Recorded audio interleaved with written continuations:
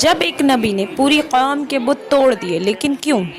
शहर बाबिल के लोग ईद के दिन खाना पकाकर अपने माबूदों के सामने रख देते, फिर शहर के बाहर एक मैदान में जमा होते, वहाँ खेलते कूदते और खुशियाँ मनाते। शाम को घरों की तरफ आते, सुबह बुतों के पास जो खाना रख गए थे उसको उठाते और तबर्रुक समझकर खा जाते। इस दफ़ा जब ईद का दिन आया तो सब तैयार हो गए, पर इब्राहिम अलैहिस्सलाम तैयार नहीं हुए। वो लोग जाने से पहले इब्राहिम अलैहिस्सलाम के पास आए और पूछा, क्या आप हमारे साथ नहीं जाएंगे? इब्राहिम अलैहिस्सलाम ने आसमान की तरफ निगाह की और फरमाया, मैं बीमार हूँ। वो लोग इब्राहिम अलैहिस्सलाम को छोड़कर चले गए।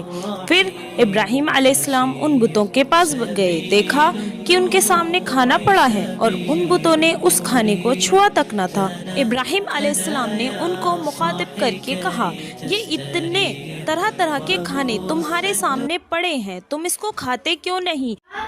तुम्हें क्या हो गया है कि बात तक नहीं करते? फिर पूरी ताकत से कुल्हाड़ी ली, बड़े बुत को छोड़ दिया, तमाम छोटे बुतों को तोड़कर कुल्हाड़ी बुत के कंधे पर रख दी। लोग जब वापस लौटे तो हैरान रह गए कि ये कैसे हो गया। कौम के लोगों ने मशवरा किया कि सबको जमा करो और इब्राहिम को बुलाओ और उसको सजा दो। सब जमा हो गए और इब्राहिम अलैहिस्सलाम से बोला गया, इब्राहिम, हमारे बुतों के साथ ये हरकत तुमने की है?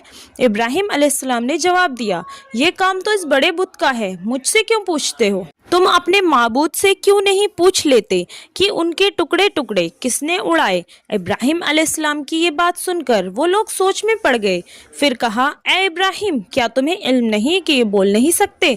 अब इब्राहिम अलैहिस्सलाम ने फरमाया, तुम अल्लाह के सिवा उनकी इबादत क्यों करते हो जो तुम्हें कुछ भी नफ़ा ना दे सके और ना ही नुकसान पहुंचा सके?